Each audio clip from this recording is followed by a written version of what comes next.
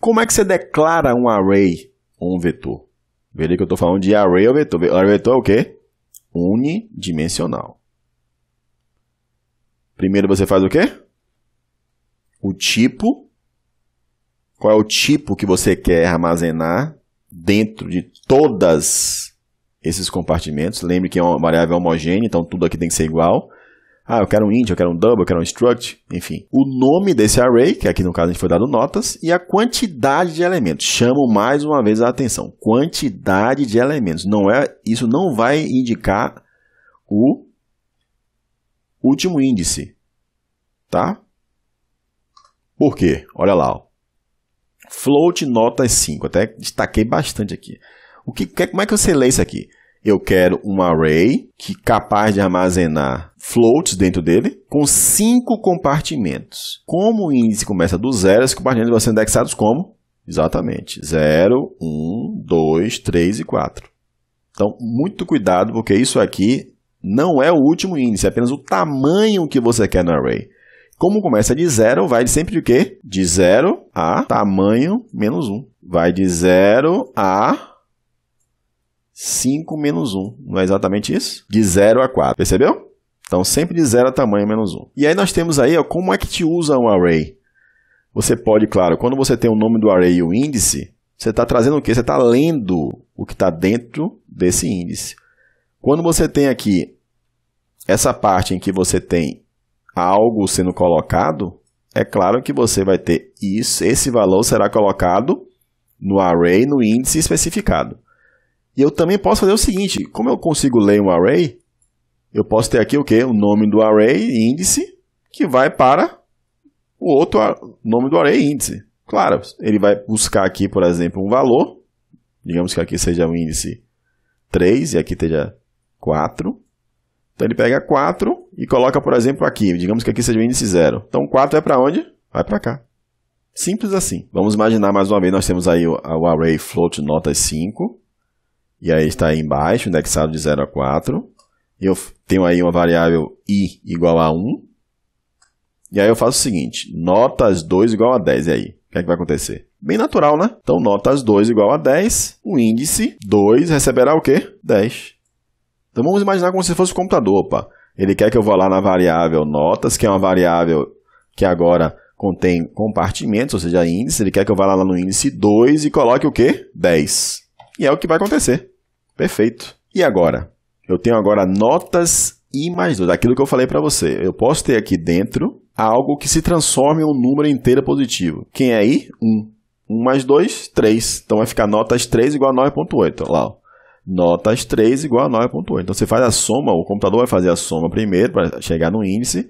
E aí sim ele vai colocar no índice 3 o 9.8. Bacana. E agora, aquele outro exemplo que eu falei para você. Notas 3. Quem é notas 3? Notas 3 é 9.8. Então, 9.8 vai para onde? 9.8 vai para notas 0. Então, veja que é bem tranquilo, desde que você realmente comece a internalizar o que é um array, tá? E aí, eu só vou consolidar aqui algumas características de um array, lá. Coloquei aqui um array, olha lá, de novo, ó. Nós temos aqui o quê? 9.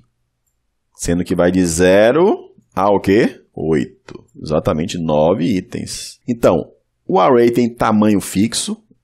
Você viu que para você conseguir aumentar um array estático, você precisa ir lá no seu código e recompilar ele, colocar um outro número e recompilar. Ele é armazenado em região contígua de memória, ou seja, uma do lado da outra. Tudo aqui está juntinho. Né? Toda essa região aqui não tem buracos, é contíguo. Cada elemento é acessível via seu índice. Você pode, claro, acessar individualmente cada índice do array. Elementos devem possuir mesmo tipo, porque é uma variável homogênea. O primeiro elemento tem índice 0, isso é importante lembrar. O último elemento vai ser o quê? Tamanho menos 1. Não existe checagem de limite do array. Ó.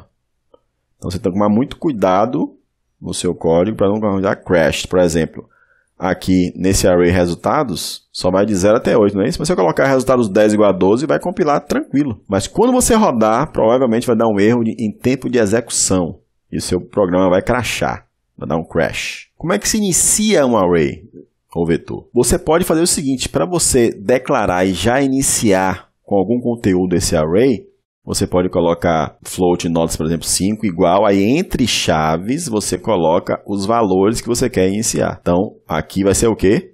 9.8 vai para o índice 0, 5.6 para o índice 1, 10 vai para o índice 2, 7.5 para o índice 3 e 10 vai para o índice 4.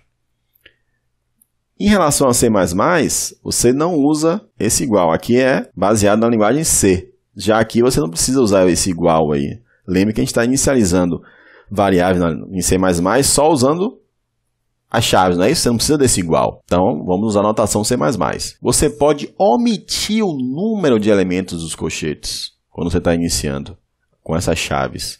Pois o compilador vai contar quantos elementos você está iniciando e coloca a dimensão correta no array ou vetor. Então, aqui, ó, se você tem aqui, não tem escrito nada, mas na hora da compilação ele vai saber, opa, você está inicializando 1, 2, 3, 4, 5. E aí o que ele vai fazer? Ele vem aqui e coloca o quê? 5. Aqui ele tem como saber. Mas, por exemplo, se você simplesmente colocar float notas, não vai funcionar. Porque ele não tem como saber quantos elementos você quer. Você está solicitando memória. Como é que ele vai saber quantos elementos você quer? Aqui ele tem como saber. Porque ele vai contar e vai dizer. Mas aqui ele não tem, vai dar erro. Você não consegue fazer isso sozinho. Tem que ter alguma coisa aqui, ó, igual, ou as chaves, etc. Tá? Então isso aqui dá erro. Beleza? É bom ficar atento em relação a isso. Uma outra coisa interessante também de falar é o seguinte. Se você, por exemplo, não colocar todos os elementos, digamos que eu só iniciei com esse aqui, ó. O que é que vai acontecer? Ele completa o restante com o valor padrão da variável, que no caso vai ser 0.0 porque é float. Se fosse índice, ele é só 0. Tá? Então, os arrays e matrizes estáticas possuem tamanhos fixos e esse tamanho não pode ser aumentado durante a execução do programa. Isso contribui positivamente para seu tempo de execução e desempenho. A gente já falou sobre isso, né? Vamos ver matrizes e arrays dinâmicos? Vamos ver com certeza. Porém, limita seu uso em termos de flexibilidade limitada de tamanho. Claro, você não pode aumentar em tempo de execução. Na execução do programa, você não consegue aumentar esse array, porque ele é estático. Importante saber disso, hein? Se precisar aumentar um array, por exemplo, você precisará voltar ao código, aumentar o tamanho da declaração do array e depois compilar novamente. Então, claro, depois de muita teoria aí, é importante a gente ir para a prática para poder consolidar tudo isso. Mas reveja a aula e a gente se vê na próxima aula. Forte abraço.